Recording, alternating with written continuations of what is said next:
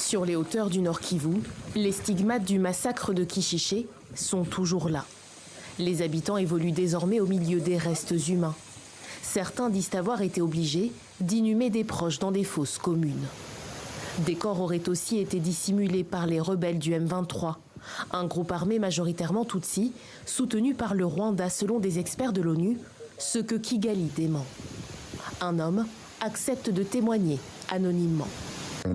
Ils ont utilisé des troncs d'arbres, ce que nous utilisons pour la construction de nos maisons. Ils les ont entassés par-dessus les personnes qu'ils avaient tuées. Quand ils ont fini de tout installer, ils ont pris de l'essence qu'ils ont versée par-dessus et puis ils ont mis le feu.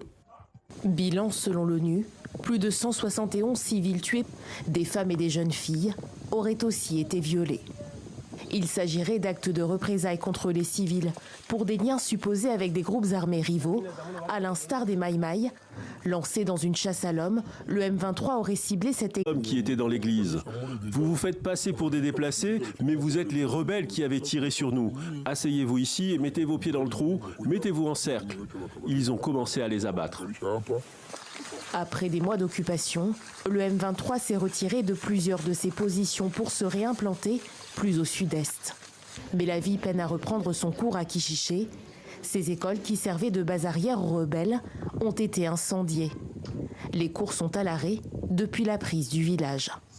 Notre communauté n'a pas les moyens de reconstruire les écoles. C'est seulement avec l'aide du gouvernement que nous pourrions les reconstruire. Ce sont les siennes. Les rescapés de Kishiché manquent de tout.